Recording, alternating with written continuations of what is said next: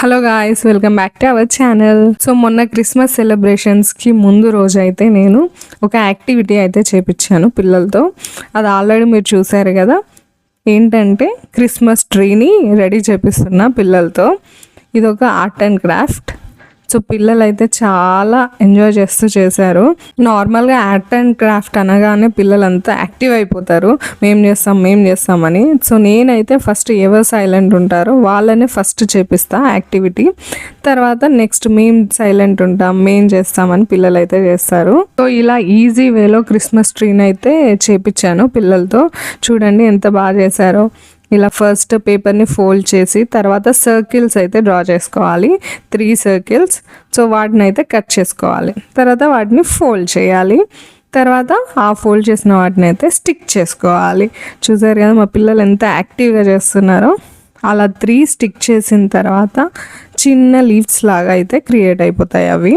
So దానికి మనం ఒక ఐస్ క్రీమ్ స్టిక్ యాడ్ చేయాలి, మళ్ళీ దానిపైన ఒక స్టార్ని యాడ్ చేయాలి. ఇక్కడ చూడండి క్రిస్మస్ ట్రీకి లైట్స్ అయితే ఉంటాయి కదా. సో వాటిని పిల్లలు అయితే మార్కర్తో అయితే డ్రా చేశారు. ఎంత క్యూట్గా ఉందో.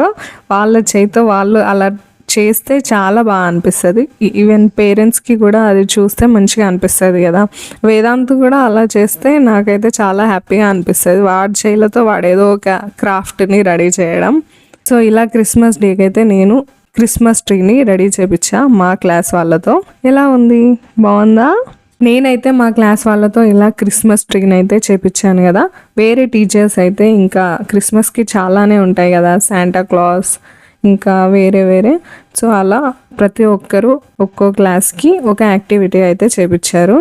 ఇంకా క్రిస్మస్ డేకి సీక్రెట్ శాంటా గేమ్ కూడా ఆడిపించాను పిల్లలతో. ఆ వీడియో ఆల్రెడీ అప్లోడ్ చేశాను. ఎవరైనా మిస్ అయిన వాళ్ళు ఉంటే ఒకసారి ఛానల్లోకి వెళ్ళి చూడండి, చాలా బాగుంటుంది ఆ వీడియో.